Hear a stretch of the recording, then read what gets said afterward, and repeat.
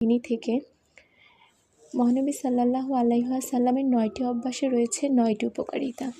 এই বইটি আন্তর্জাতিক সিরাত প্রতিযোগিতায় 1182টি পাণ্ডুলিপির মধ্যে প্রথম পুরস্কার প্রাপ্ত।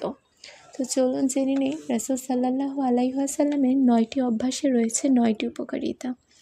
সকাল সকাল ঘুম থেকে জাগ্রত হওয়া।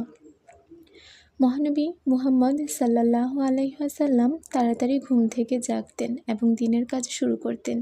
আজ বিজ্ঞান প্রমাণ করে যে সকালবেলা ঘুম থেকে জাগ্রত হওয়া মানুষের মধ্যে প্রোডাক্টিভিটি বেশি থাকে এবং সেই সঙ্গে যারা দ্রুত ঘুমায় এবং ঘুম থেকে উঠে তাদের হতাশ কিংবা দুশ্চিন্তাগ্রস্ত হওয়ার সম্ভাবনা থাকে কম।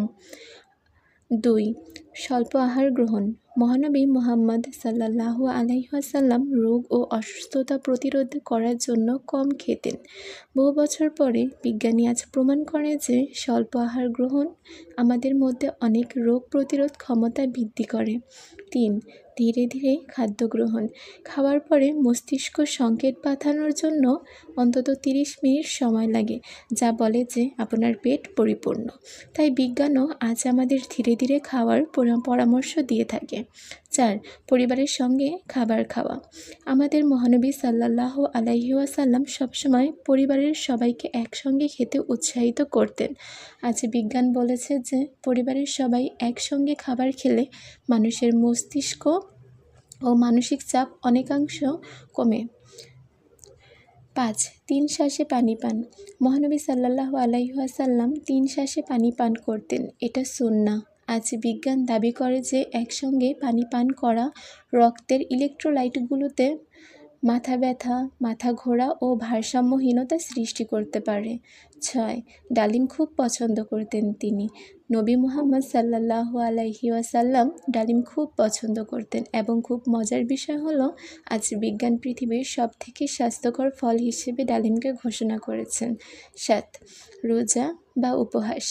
রাসূলুল্লাহ সাল্লাল্লাহু আলাইহি ওয়াসাল্লাম মুসলমানদেরকে রমজানের সময় রোজা রাখতে বলেছিলেন এবং তিনি রোজা রাখতেন নিয়মিত। আজ জাপানি বিজ্ঞানীরা রমজান মাসে রোজার ঘোষণা করেছেন এবং তারা বলেছে যে রোজা অত্যন্ত স্বাস্থ্যকর এবং শরীরের ক্যান্সার কোষগুলির বিরুদ্ধে লড়াইয়ে সহায়তা করে। 8. খেজুর খাওয়া। আমরা রোজা ভাঙি খেজুর খেয়ে। খেজুর আমাদের দেহে রক্ত শর্করার পরিমাণও সৃষ্টি করে। ইলেকট্রোলাইট শরীরের রক্ত সমতা ও ভারসাম্য রক্ষা করে। বিজ্ঞান প্রমাণ করেছে যে খেজুর দেহে অক্সিটোকিন উৎপাদনের পরিমাণ বাড়িয়ে দেয় এবং কর্মক্ষমতাও বাড়ায়। 9. ফিট ও সুস্থ থাকা। ইসলামের 5টি স্তম্ভের মধ্যে 3টি মানুষকে শারীরিকভাবে ফিট ও সুস্থ রাখে। নামাজ আদায় করাটাও একটা শারীরিক ব্যায়াম। বিজ্ঞান অবশ্যই আমাদের হৃদয় ও মস্তিষ্ক সুস্থ রাখতে প্রতিদিন ব্যায়াম করার পরামর্শ দিয়ে থাকে।